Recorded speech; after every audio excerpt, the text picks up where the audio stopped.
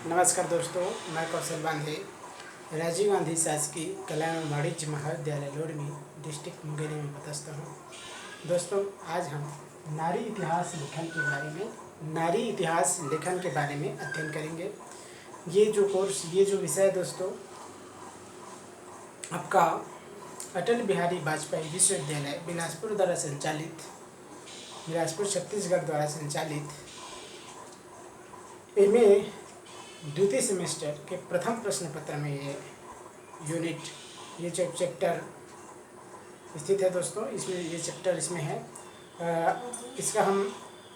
इसका मेरे द्वारा पहला वीडियो अपलोड किया जा चुका है। नारी इतिहास लेखन के बारे में मैंने पहला वीडियो अपलोड कर चुका हूँ। आज हम देखेंगे तो इसका थोड़ा सा हम निष्कर्ष में देखेंगे कि हम नारी इतिहास के बारे में क्या क्या मुख्य रूप से पहला वीडियो में हमने आपको स्टडी कराया है। दूसरा वीडियो आज हमारा रहेगा दोस्तों मुख्य रूप से मध्यकाल एवं आधुनिक काल के अंतर्गत नारी इतिहास की स्थिति। तो हम देखेंगे कि हम नारी इतिहास लेखन के अंतर्गत प्राचीन काल में नारी के इतिहास लेखन, मध्यकाल में नारी के इतिहास लेखन और जो है आधुनिक काल में नारी का इतिहास लेखन। प्राचीन काल में नारी के इतिहास लेखन, मध्यकाल में नारी के इतिहास लेखन और आधुनिक काल में नारी का इतिहास लेखन, ये तीन है। इतिहास में हम तीन पार्ट में बांटते हैं, इसलिए प्राचीन, मध्यकालीन, आधुनिक पार्ट में हम नारी की स्थिति के बारे में स्पष्ट रूप से विभाजित कर दिए। अगला है उसके अंदर हम देखेंगे दोस्तों कि मध्यकाल में नारी इतिहास लेखन के अंदर इसको दो पार्टों में बांटते हैं, एक तो सल्तनत काल में और दूसरा मुगल काल में। तो सल्तनत काल में नारी के इतिहास लेखन और मुगल काल में नारी का इतिहास लेखन। तो सल्तनत में जो 5 राजवंश हुए, क्या क्या राजवंश हुए? आपका गुलाम वंश या दास वंश, तुगलक, आपका खिलजी वंश, तुगलक वंश, सैयद वंश और लोधी वंश, ये जो 5 प्रमुख राजवंश थे। फिर विजयनगर बहमनी राज्य आएगा, फिर संगम वंश जो है इसी समय, और इसी बीच क्या होगा आपका अन्य क्षेत्रीय राजवंशों का उदय हुआ था। तो इस समय जो है नारी की स्थिति, नारी का इतिहास लेखन के बारे में अध्ययन करने के। अगला है दोस्तों आपको मुगल काल में नारी का इतिहास लेखन। इसके अंदर हम इसको 2 पार्टों में विभाजित करते हैं। एक तो है, क्योंकि मध्यकाल में नारी के इतिहास लेखन को हम मुख्य रूप से 2 पार्टों में कर सकते हैं। तो मध्यकाल में नारी के इतिहास लेखन को 2 पार्टों में विभाजित किए। सल्तनत और मुगल में, तो मुगल काल को भी हम 2 पार्टों में विभाजित कर सकते हैं, क्योंकि मैंने एक मुगल काल जो 1526 से 1707 तक रहा, जो बाबर से लेकर औरंगजेब तक था। उसके बाद अगला जो है दोस्तों उत्तरोत्तर मुगल काल, जिनको लेटर मुगल पीरियड कहते हैं। क्या कहते हैं? Later Mughal period. तो इस पीरियड के अंतर्गत जो है हम मुगल काल की स्थिति के बारे में देख सकते हैं। और फिर आधुनिक काल में इतिहास लेखन के अंतर्गत हम इसको भी 2 पार्टों में विभाजित किए हैं। एक तो आज़ादी के पूर्व इतिहास लेखन, आज़ादी के पूर्व जो है भारत में नारी की स्थिति कैसी थी, और फिर आज़ादी के बाद जो है नारी की स्थिति में क्या परिवर्तन आया, उनकी स्थिति क्या रही, इसके बारे में हम देखेंगे। तो पहला वीडियो में दोस्तों हमने प्राचीन काल में नारी की स्थिति के बारे में अध्ययन किए, उनकी पृष्ठभूमि हमने बताया। आज हम देखेंगे मुख्य रूप से कि मध्यकाल में नारियों की स्थिति। अगला दोस्तों मध्यकाल में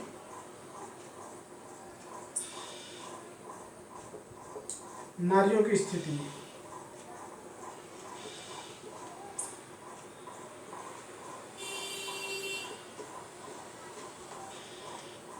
मध्यकाल में नारियों की स्थिति। तो मध्यकाल में नारी की स्थिति के अंदर हम मुख्य रूप से 2 पार्ट में बांट देते हैं। तो पहला है आपका सल्तनत काल।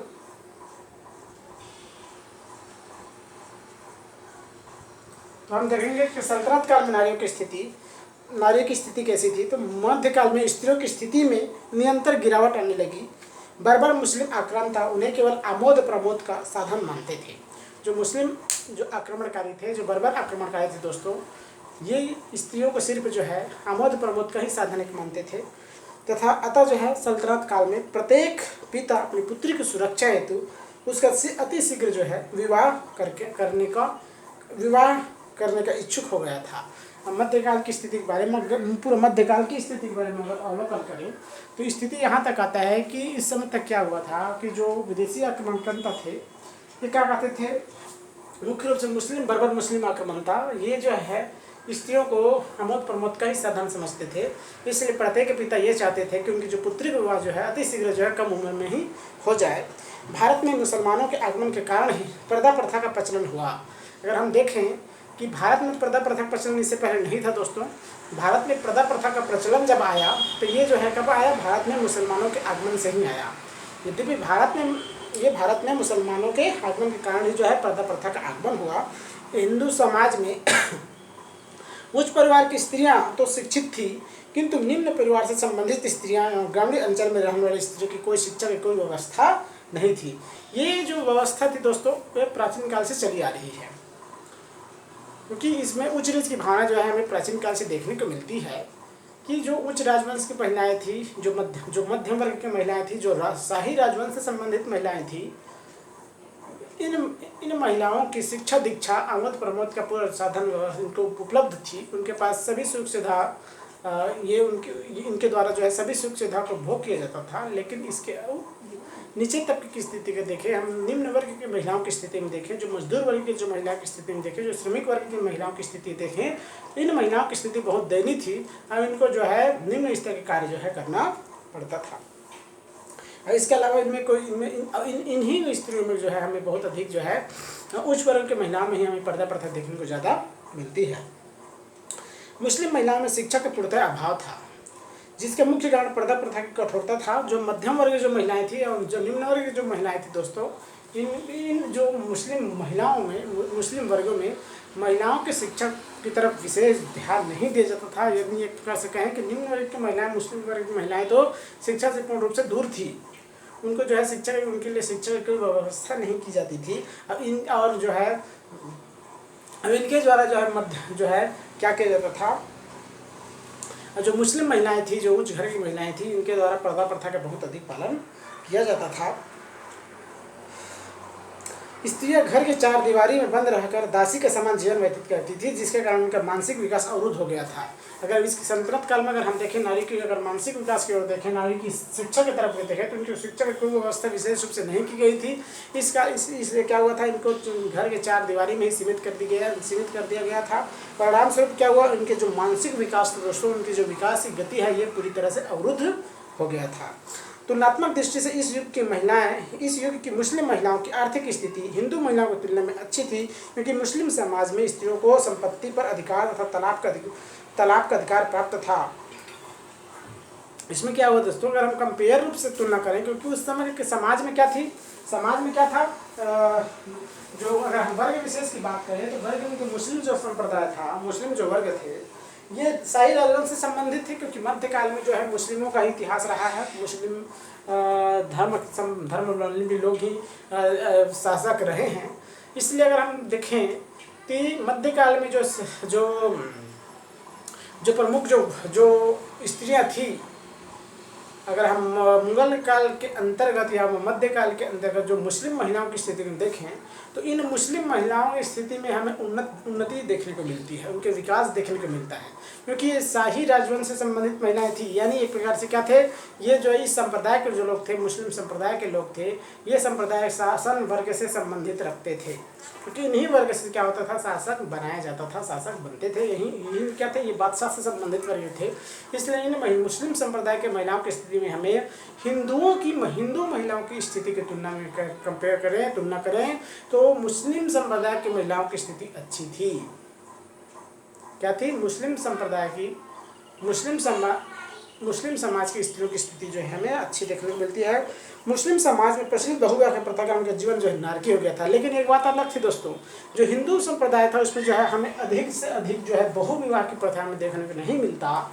लेकिन जो है मुस्लिम संप्रदाय की महिलाओं में बहुविवाह की प्रथा बहुत अधिक थी, और जिसके कारण जो है महिलाओं की स्थिति अगर इस दृष्टि से देखें तो इस समय जो इस अवस्था तक जो है महिलाओं की स्थिति में हमें बहुत ही अत्यंत दयनीय स्थिति में देखने को मिलता है, क्योंकि इस समय जो है महिलाओं को इनके द्वारा जो है आमोद प्रमोद का ही साधन जो है समझा जाता था।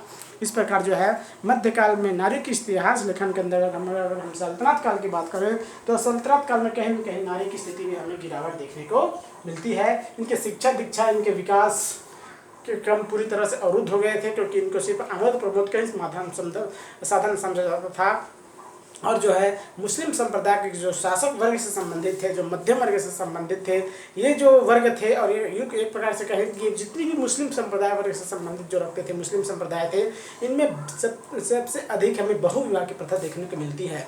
और जब बहुविवाह की प्रथा की बात आती है तो इसमें नारी की स्थिति जो है ऑटोमेटिक हमें गिरावट देखने को उस परिदृश्य से मिलता है। इस प्रकार सल्तनत काल में एक शब्द में यूँ कहें कि सल्तनत काल में हमें जो है महिलाओं की स्थिति में हमें गिरावट देखने को मिलती है, क्योंकि यहाँ तक जो बना था कि मुस्लिम आक्रांताओं ने सिर्फ कहा कि जो महिलाएं हैं, जो स्त्रियां हैं, ये आमोद प्रमोद का ही साधन है। इसलिए क्या हुआ, उनकी कम उम्र में विवाह कर दिया जाता था उनके पिता के द्वारा, क्योंकि उनको ये डर बना रहता था कि कोई भी आक्रांता, मुस्लिम आक्रांता उनके जो है उनकी स्त्रियों को उठा कर न ले जाए। इस डर के भय से, इस भय से जो है उनके जो पिता होते थे ये कम उम्र में ही जो है विवाह संपन्न करा देते थे। और जब परिणाम क्या होता था कि उनकी स्थिति जो है धीरे धीरे उनकी शारीरिक मानसिक के साथ साथ उनका बौद्धिक विकास पूरी तरह से रुक जाता था। इसके अलावा जो है अगर हम हिंदू समाज और मुस्लिम समाज की स्त्रियों की अगर तुलना करें तो एक प्रकार से कहें कि मुस्लिम समाज की स्त्रियां इस दृष्टि से उन्नत थी कि उनकी वे आर्थिक दृष्टि से समृद्ध थी। लेकिन अगर हम उनकी सामाजिक हैसियत देखें, सामाजिक स्थिति देखें, तो ये सामाजिक स्थिति से पूरी तरह से जो है दयनीय स्थिति में मुस्लिम महिलाएं थी, क्योंकि इनमें हमें बहुत अधिक जो है बहुविवाह का प्रथा देखने को मिलता है। अगला दोस्तों, मुगल काल में महिलाओं की स्थिति या मुगल काल में नारियों की स्थिति क्या थी। दूसरा है आपका मुगल काल।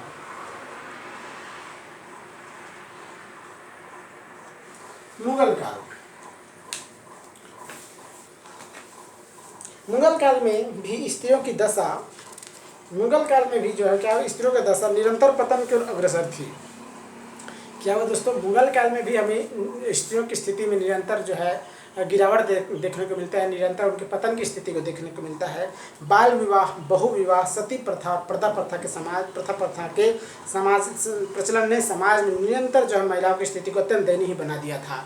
उस समय क्या हुआ दोस्तों कि मुस्लिम आक्रांताओं के कारण ये जो अधिकांश प्रथा जो बनी, ये मुस्लिम आक्रांताओं के कारण ही बनी, और उनकी जो विचारधारा था स्त्रियों के प्रति कि महिलाएं जो है आमोद प्रमोद का एक साधन मात्र है, इन्हीं विचारधारा के कारण क्या हुआ विभिन्न प्रकार की जो कुप्रथाएं जो है समाज में जन्मी, समाज में प्रचलित हुआ। जैसे मुख्य रूप से आपका बाल विवाह।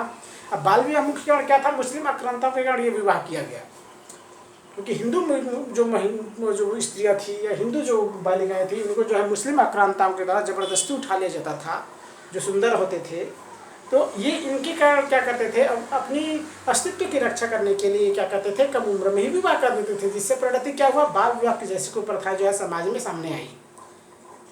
दूसरी तरफ अगर देखें तो बहुविवाह जो है मुस्लिम समाज में प्रचलित था, इनका प्रभाव हिंदू समाज में भी पड़ा, क्योंकि शाही राजवंश से संबंधित जो हिंदू वर्ग थे इनका भी ये भी जो है बहुविवाह प्रथा को कहीं कहीं वो अधिकांश मानने या अपनाने लग गए थे। तो कहीं न कहीं जो है ये प्रथा, यद्यपि ये जो बहुविवाह जो है मुस्लिम समाज में हमें बहुत आम देखने को मिलता है, क्योंकि किसी भी वर्ग से संबंधित हो, चाहे वे मध्यम वर्ग हो, चाहे वे शाही राजवंश से संबंधित हो, या उच्च वर्ग से संबंधित हो, या निम्न वर्ग से संबंधित मुस्लिम संप्रदाय हो, मुस्लिम वर्ग हो, इनमें जो है हमें क्या मिलता है, बहुविवाह प्रथा देखने को मिलता है। तो इसका जब समाज में जब बहुविवाह प्रथा एक संप्रदाय में जब आया, शाही राजवंश से संबंधित वर्ग में बहुविवाह प्रथा आया, तो इसका प्रभाव जो है अन्य वर्गों में भी देखने को मिला, अन्य समाज में भी देखने को मिला, अन्य विभिन्न धर्म में भी देखने को मिला। और जिसके परिणति क्या हुआ, जो सक्षम थे, जो मध्यम वर्ग और जो उच्च वर्ग से संबंधित जो तबके थे, ये भी इनसे प्रभावित हुआ। उनमें ये भी क्या हुआ, बहुविवाह जैसे प्रथा जो है जन्म लेने लगी, और इस प्रथा को वे अपनाने लगे। इसके अलावा अगर हम सती प्रथा को देखें तो सती प्रथा जो भारत की प्राचीन प्रथा थी, ये 510 ईसा पूर्व में जो है समुद्रगुप्त के एरण अभिलेख में, इस समुद्रगुप्त के एरण अभिलेख से जो है इसकी क्या पता चलता है, सती प्रथा के बारे में पता चलता है। यानी बहुत प्राचीन प्रथा है दोस्तों ये सती प्रथा, यदि हिंदू संप्रदाय में बहुत अधिक प्रचलित थी। जो सती प्रथा थी ये हिंदू संप्रदाय में सबसे अधिक प्रचलित थी। और इस संप्रदाय के इस प्रथा के कारण जो है, और ये प्रथा जो है हिंदू समाज की सबसे जो है हमें कह सकते हैं कुप्रथा थी दोस्तों, बुराई थी इसमें। क्योंकि इसमें क्या होता था, सती प्रथा के अंदर क्या होता था कि यदि तो सबसे पहली बात अगर हम समाज के सूक्ष्म रूप से विश्लेषण करें तो सबसे पहले समाज में क्या हो रहा है, कम उम्र में विवाह हो रहा है, स्त्रियों की विवाह कम उम्र में हो रहा है। तब कम उम्र में विवाह हो रहा है तो इसका कारण क्या है, इसके कारण है मुस्लिम आक्रांताओं के द्वारा जो अपने अस्तित्व की रक्षा हेतु या विभिन्न जो आक्रांता भारत में आए वो अपनी अस्तित्व की रक्षा हेतु कम उम्र में ही बाल विवाह संपन्न कराया जाता था। या तो हिंदू वर्ग की जो महिलाएं, हिंदू वर्ग में भी ये संपन्न था और मुस्लिम वर्ग में भी संपन्न था। यानी मगर हम मुख्य रूप से समाज के उस समय भारत की परिस्थिति को देखें तो मुख्य रूप से समाज दो वर्गों में ही बटा था दोस्तों। यद्यपि समाज ब्राह्मण क्षत्रिय वैश्य शूद्र में बटे थे, लेकिन ये अलग था। लेकिन अगर समाज को अगर हम मुख्य रूप से हम उस समय देखें तो समाज मुख्य रूप से दो वर्गों में ही बढ़ गए थे, एक हिंदू समाज, दूसरा मुस्लिम समाज। इन दोनों वर्गों में क्या हुआ, बाल विवाह की जैसे प्रथा सामने आई। अब बाल विवाह जैसे प्रथा सामने आई तो इसमें क्या होता था, जो स्त्रियां, जो बालिकाएं कम उम्र में विवाह जाती थी, उनकी शारीरिक और मानसिक रूप से उनका विकास नहीं हो रहा था और उसके परिणाम क्या हुआ, उनकी स्थिति में परिवर्तन हुआ। और क्या क्या हुआ कालांतर में जब उनकी पति की हत्या कर दी जाती थी या हत्या हो जाता था, मृत्यु हो जाता था, तो इससे क्या होता था, कम उम्र में ही उनको सती होने के लिए बाध्य किया जाता था। यहाँ देखिए, बाध्य किया जाता था। कुछ स्त्रियाँ ऐसे होती थी जो स्वयं अपने पति के साथ चिता में भस्म हो जाती थी, जल जाती थी। लेकिन क्या है, अधिकांश स्थिति में हम देखें कि स्त्रियों को अपने पति के साथ चिता में जलने के लिए बाध्य किया जाता था। यहाँ बाध्य किया जाता था, बात में तो बाध्य किया जाता था। तो क्या हुआ, ये जो कुप्रथाएं थी, ये समाज के सबसे दूषित प्रथाएं थी और इसमें जबरदस्ती स्त्रियों को, कम उम्र की महिलाओं को, कम उम्र के बालिकाओं को, यदि उनके पति की मृत्यु हो जाए तो उनको जबरदस्ती पकड़ करके उस चिता में जला दी जाती थी। तो ये जो है समाज में क्या थी, ये किसकी वजह से है, ये एक दूसरे से प्रभावित बुराई थी। एक बुराई सामने आया तो उसका परिणाम स्वरूप दूसरा बुराई सामने आया, दूसरा बुराई सामने आने के बाद तीसरा बुराई सामने आया। तो इस प्रकार की प्रथा जो समाज में चलना आरंभ हो गई। इस प्रथा को विलियम बेंटिक ने सन 1829 में जो है आपका राजा राम मोहन राय के सहयोग से जो है सती प्रथा को भारत में उन्मूलन किया दोस्तों। तो इस प्रकार जो सती प्रथा थी, एक प्रकार की सती प्रथा जो है हिंदू समाज की सबसे घृणित प्रथा थी, जिसका जो है प्रतिफल बाद में जिसके कारण जो है समाज में जो है हिंदू समाज बहुत आगे जो है पिछड़ा हुआ था दोस्तों। यानी ये निरंतर जो है इनके कारण जो है समाज जो है स्त्रियों की स्थिति जो है बहुत दयनीय थी और उनको सिर्फ जो है पुरुषों की आवश्यकता का एक माध्यम समझा जाता था। इसके अलावा पर्दा प्रथा भी सामने आया। तो पर्दा प्रथा भी जो है मुस्लिम आक्रांताओं के परिणाम स्वरूप भारत में सामने आया। यद्यपि इसके प्रथा है ना, तो पर्दा प्रथा भी क्या हुआ, भारत में मुस्लिम आक्रांताओं के कारण ही भारत में ये पर्दा प्रथा सामने आया। भारत में पर्दा प्रथा जो है मुस्लिम आक्रांताओं के कारण ही सामने आया। तो ये जो सब प्रथाएं थी, बाल विवाह, बहु विवाह, सती प्रथा, पर्दा प्रथा, इन जब प्रथाओं के कारण समाज में स्त्रियों की स्थिति अत्यंत ही दयनीय हो गई थी। चाहे वे हिंदू समाज की स्त्रियां हों, चाहे वे मुस्लिम समाज की स्त्रियां हों। लेकिन इसमें अगर हम अंतर ये देखने को मिलता है कि उदार मुगल सम्राट अकबर ने स्त्रियों की रक्षा के लिए सती प्रथा पर प्रतिबंध लगाए थे। इस समय क्या हुआ, जो ऐसे उदार मुगल सम्राट भी हुए, जिसमें मुख्य रूप से आता है आपका अकबर। इन्होंने क्या किया था, सती प्रथा पर प्रतिबंध लगाने के लिए प्रयास किए थे, लेकिन उनको सफलता नहीं मिल पाई थी। लेकिन क्या हुआ, ये पूरी तरह से इनको सफलता हाथ नहीं लगी थी, ये असफल थे। उनको पूर्ण सफलता प्राप्त करने में ये सफलता प्राप्त इनको नहीं हुई थी, ये असफल हो गए थे। यद्यपि इनके द्वारा सती प्रथा पर प्रतिबंध लगाने का मुगल सम्राट अकबर के द्वारा प्रयास किए गए थे, लेकिन इनको सफलता हाथ नहीं लगी थी। हिंदू समाज में सामान्यतः एक पत्नी प्रथा का प्रचलन था। देखिए, हिंदू समाज में क्या हुआ, सामान्यतः जो पहले से प्राचीन काल से जो चली आ रही थी जो प्रथा थी, वो एक पत्नी प्रथा प्रचलित था हिंदू समाज में। किंतु शाही और सामंत परिवारों में एक से अधिक पत्नियां रखने की परंपरा थी। यद्यपि ये भी परंपरा भारत में प्राचीन परंपरा थी। जो शाही राजवंश से संबंधित थे और जो उच्च वर्ग से संबंधित, जो सामंत वर्ग से संबंधित परिवार थे, यहाँ के जो पुरुष होते थे वे बहुविवाह प्रथा को मानते थे। यहाँ बहुविवाह प्रथा भी इनके इस समय जो हिंदू समाज में भी प्रचलित थी। यद्यपि मुस्लिम समाज में देखिए, मुस्लिम समाज में सभी वर्ग में शाही हमें बहुविवाह प्रथा देखने को मिलता है, चाहे निम्न वर्ग में हो, चाहे मध्यम वर्ग में हो, शाही राजवंश से संबंधित हो या सामंत वर्ग में हो, सभी वर्गों में हमें जो है बहुविवाह प्रथा देखने को मिलता है। लेकिन यहाँ हिंदू समाज में थोड़ा से अलग है। यहाँ सिर्फ जो है शाही परिवार और सामंत परिवार, जो उच्च तबके से संबंधित जो परिवार थे, इन परिवारों में हमें जो है बहुविवाह प्रथा देखने को मिलता है हिंदू समाज में।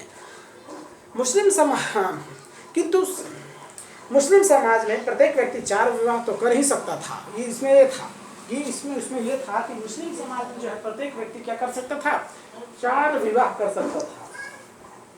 मुस्लिम समाज में प्रत्येक व्यक्ति जो है 4 विवाह कर सकता था।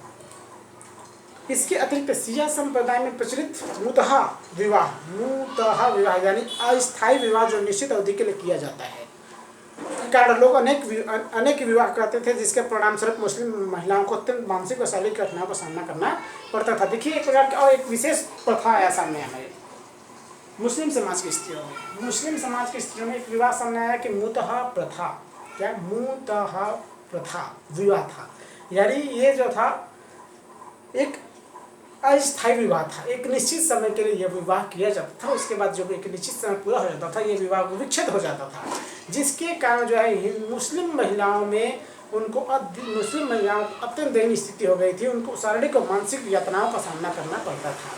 तो यहाँ अगर हम देखें दोस्तों कि मुस्लिम समाज मुगल काल में महिलाओं की स्थिति को देखें तो अगर यहाँ भी हमें उत्तरोत्तर गिरावट देखने को मिलता है।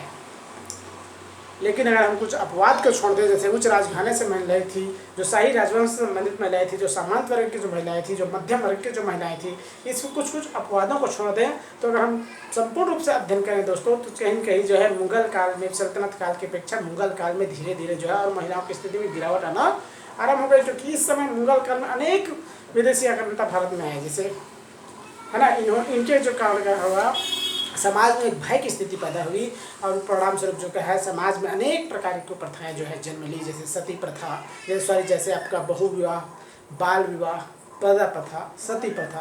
और इन प्रथाओं के कारण जो है समाज में की स्थिति अत्यंत दयनीय हो गई। और मुख्य रूप से और ये जो पीड़ित वर्ग थे, इसमें जो पीड़ित जो वर्ग थे ये मुख्य रूप से हिंदू वर्ग भी से संबंधित थे और महिला वर्ग भी इससे संबंधित थे। इसमें किसी वर्ग विशेष को शामिल नहीं किया गया। इसमें दोनों वर्ग के जो है स्त्रियाँ थी, इनको जो है उनकी स्थिति दयनीय हुई। और कालांतर में क्या हुआ, ये परिणति स्वरूप आपका भारत में जो है मुगल काल के अंतर्गत अगर हम देखें तो मुगल काल में स्थिति जो है हमें अत्यंत गिरावट देखने को मिलता है।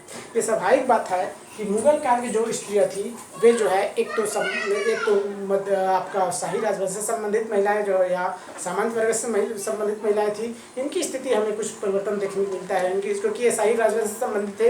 ये जो महिलाओं की स्थिति थी इनमें कुछ जो है परिवर्तन कर दिया जाता था, लेकिन जो नियम बनाए गए थे, जो मध्यम वर्ग जो और निम्न जो स्त्रियाँ थी उनको जो है उन नियमों का कठोर रूप से पालन करना पड़ता था। परिणाम स्वरूप क्या हुआ, सती प्रथा का जन्म हुआ, बाल विवाह सामने आया, पर्दा प्रथा आया, बहु विवाह आया। इस प्रथा के कारण क्या है, समाज में जो है हमें मुगल काल की स्थिति कंपेयर करें तो मुगल काल में भी स्थिति अत्यंत ही हमें दयनीय देखने को मिलता है। अगर हम देखें कि मुस्लिम समाज और नारी की स्थिति अगर देखें, अगला है आपका मुस्लिम समाज और नारी की स्थिति।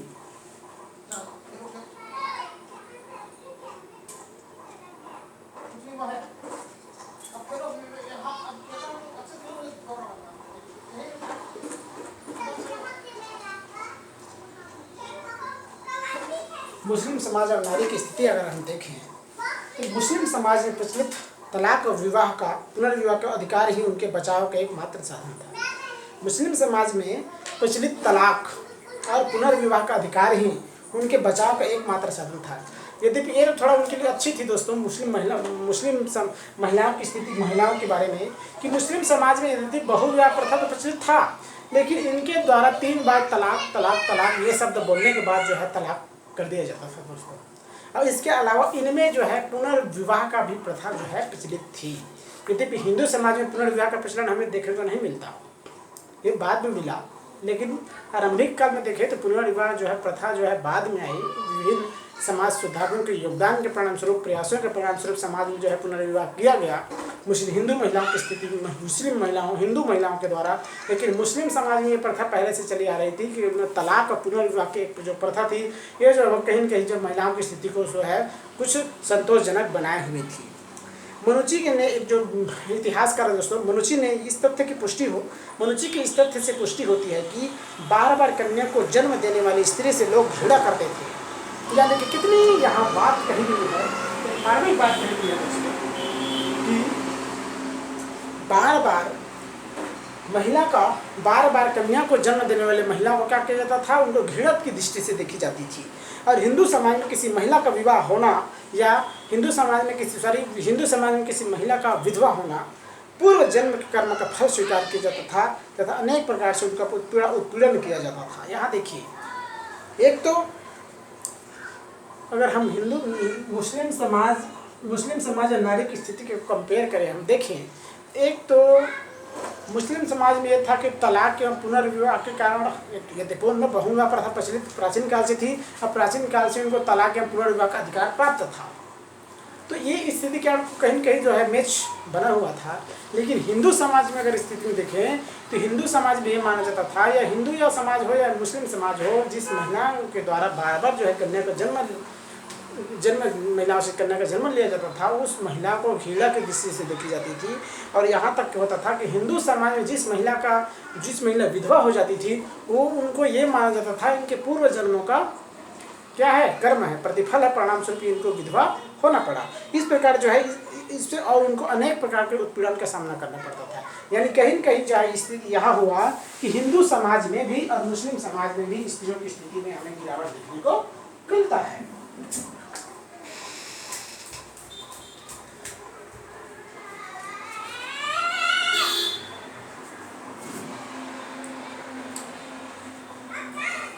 अनेक फिर भी इस काल में गुलबदन बेगम, अगर हम मुस्लिम काल के अगर महिलाओं की स्थिति में देखें तो इस काल में गुलबदन बेगम, नूरजहां, जब्बुनिसा, मीराबाई आदि प्रसिद्ध महिलाएं हुई।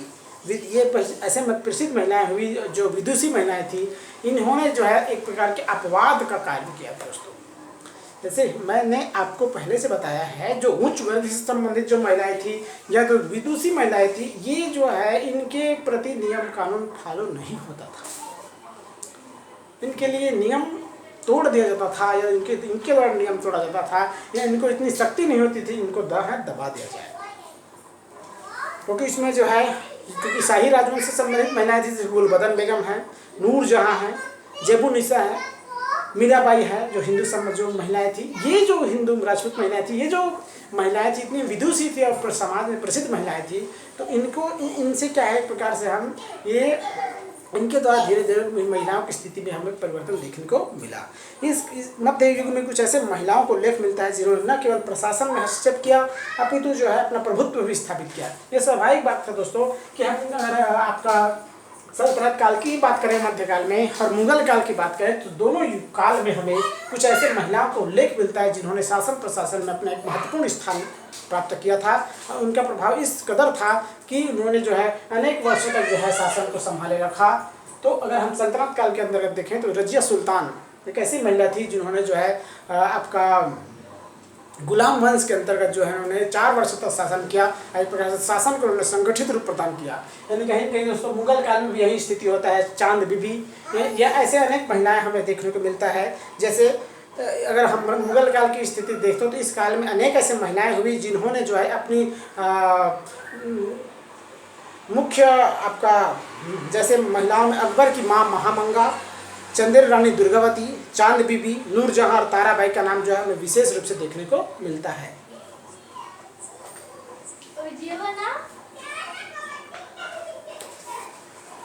ना, तो मुगल काल में क्या देखते मिलते हैं आपको, अनेक ऐसे महिलाएं हुई जिन्होंने शासन प्रशासन में अपना महत्वपूर्ण योगदान दिया और उनसे जो है इससे जो है समाज में बहुत अधिक हमें परिवर्तन देखने को मिलता है। जैसे अकबर की माँ महामंगा, आपका चंदेर रानी दुर्गावती, चांद बीबी, नूरजहां और ताराबाई ऐसे जो महिलाएं थी जिन्होंने चाहे समाज में एक क्रांतिकारी परिवर्तन लाया। दोस्तों इनके द्वारा समाज में क्रांतिकारी परिवर्तन किया गया। सर जे सरकार ने ताराबाई के संबंध में लिखा है, जो शिवाजी की माँ थी, उसकी प्रशासनिक प्रतिभा एवं चारित्रिक शक्ति ने देश को भयानक विपत्तियों से बचा लिया था। यानी इस प्रकार की स्थिति यहाँ यहाँ जो आपका जैन सरकार लिखते हैं, यदुनाथ सरकार कि ताराबाई के व्यक्तित्व के बारे में लिखते हैं कि उन्होंने प्रशासन के संगठित रूप प्रदान किया। और उस समय जो है समाज जो है शासन विघटित हो रहा था, शासन प्रशासन विघटित हो रहा था, उसको एक प्रकार के अपने योगदान के माध्यम से उन्होंने समाज को, उस संगठन को व्यवस्थित रूप प्रदान किया। एक प्रकार से उन्होंने भयानक अपने साम्राज्य को भयानक विपत्तियों से बचा लिया। वह प्रशासन के साथ साथ युद्ध कला में भी प्रवीण थी। जो ताराबाई थी दोस्तों, जो शिवाजी की माँ थी, उन्होंने जो है प्रशासन के प्रकार से जब उन्होंने व्यवस्थित प्रशासन में अपना बहुत महत्वपूर्ण योगदान दी थी। हिंदू समाज में प्रसिद्ध जौहर की प्रथा के कारण स्वयं सम्राट जहांगीर ने हिंदू महिलाओं के संदर्भ में लिखा है कि जौहर प्रसिद्धि और पवित्रता की वह आग है जिसके सतीत्व को कोई अवैधानिक व्यक्ति छू नहीं सकता था। यानी यहाँ आपका जहांगीर ने स्वयं हिंदी महिलाओं के संबंध में लिखा है कि जौहर प्रसिद्धि और पवित्रता की वह आग है जिसके सतीत्व का कोई अवैधानिक व्यक्ति छू नहीं सकता था। यानी कहीं कहीं दोस्तों यहाँ ये बात सामने आया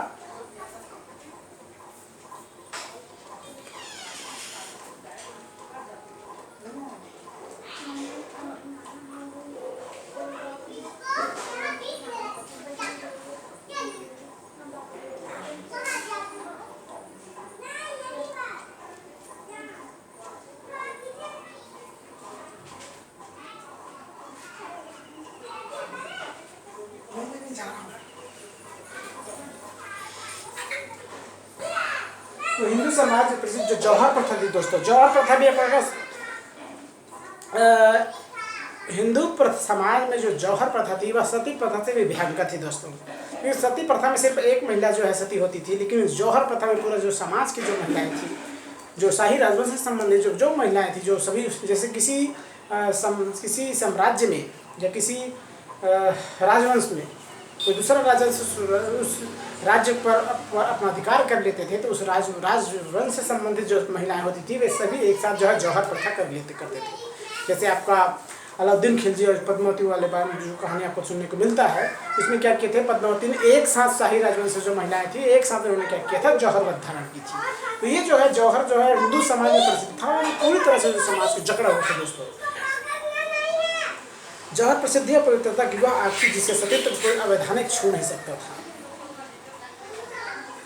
अतः स्पष्ट है कि मध्यकाल में निसंदेह स्त्रियों पर अनेक जो है प्रतिबंध लगा दिए गए थे और मनोविनोद का साधन भी उनको स्वीकार किया जाता था। एक तो सबसे पहले दोस्तों अगर हम मध्यकाल की बात करें, नारी की स्थिति की न करें, तो एक तो उनकी स्थिति बहुत दयनीय थी, क्योंकि उनको एक तो आमद प्रमोद के माध्यम से समझा जाता था और साथ साथ उनको जो है उन पर अनेक प्रकार के प्रतिबंध भी लगा दिए गए थे। किंतु उनकी स्थिति अत्यंत गिरी भी नहीं थी। हमें कहीं कहीं स्थिति में जो है हमें परिवर्तन भी देखने को मिलता है। कुछ ऐसे मध्यकाल में बादशाह हुए जिन्होंने नारी जात समाज की स्थिति में उन्नति हेतु विकास हेतु बहुत अधिक महत्वपूर्ण योगदान भी दिए हैं। समाज में माँ और पुत्री के रूप में आदर महत्व प्राप्त था। फिर यद्यपि इतनी स्थिति गिरावट होने के बावजूद भी कहीं कहीं समाज में माँ और जो है पुत्री के रूप में उनको कहीं कहीं आदर और महत्व प्रदान किया जाता था। उनके द्वारा प्रशासन, साहित्य और कला के विकास में किए गए योगदान से भी इस तथ्य की पुष्टि होती है कि उन्हें समाज में किसी न किसी रूप में आदर जो है प्रदान किया जाता था। तो ये रहा दोस्तों आपका नारी इतिहास लेखन के अंतर्गत मुस्लिम समाज आपका मुगल काल में नारी की स्थिति। तो ये जो है आपके द्वारा जो मैं दूसरा वीडियो में आपका मुगल काल में नारी की स्थिति के बारे में बताया। इस काल में अगर हम एक प्रकार के समीक्षात्मक अध्ययन करें या एक प्रकार से निष्कर्ष प्रदान करें तो कहीं न कहीं मुगल काल में स्थिति में गिरावट देखने को मिलता है। लेकिन फिर भी क्योंकि उस समय समाज में अनेक प्रकार की बुराई जो है समाज में विद्यमान थी, लेकिन फिर भी जो है हमें नारी की स्थिति में जो है गिरावट देखने के बावजूद भी एक प्रकार के माँ के रूप में, पुत्री के रूप में उनको आदर महत्व प्रदान किया जाता था और प्रदान किया जाता रहा है। इस प्रकार कहीं कहीं हम मध्यकाल की तुलना करें तो मुगल काल में जो है यद्यपि आर्थिक रूप से जो है संपन्न एवं शाही राजवंश एवं सामंत वर्ग से संबंधित जो महिलाएं थी उनको आर्थिक स्थिति अच्छी थी, लेकिन जो है जो निम्न वर्ग की जो महिलाएं थी मुगल काल में उनकी स्थिति में और भी हमें गिरावट देखने को मिलता है। और जो समाज में जो प्रचलित जो बुराई थी, जो मुगल आक्रांताओं के कारण समाज में जैसे बहु विवाह, बाल विवाह, ये जो प्रथाएं थी, सती प्रथा, ये प्रथा जो है भारत में जन्म ली और ये प्रथाएं जो है हिंदू समाज, मुस्लिम समाज दोनों वर्गों के लिए एक प्रकार के भयंकर जो है सामाजिक जो है अभिशाप था दोस्तों। इस प्रकार मुगल समाज नारी की स्थिति में तुलना करें तो ये स्थिति यहाँ हमें गिरावट देखने को मिलता है। लेकिन फिर भी कहीं कहीं उनको माँ एवं पुत्री के रूप में उनको इस नारी की स्थिति में हमें उनके महत्व एवं उनकी उपयोगिता जो है सिद्ध किया जाता है। इस प्रकार दोस्तों ये टॉपिक आपका कंप्लीट हुआ। अगला वीडियो में हम देखेंगे कि आपका आधुनिक काल में जो है नारी की स्थिति में क्या परिवर्तन हुआ और आधुनिक काल में नारी की स्थिति कैसी रही। तब तक के लिए धन्यवाद।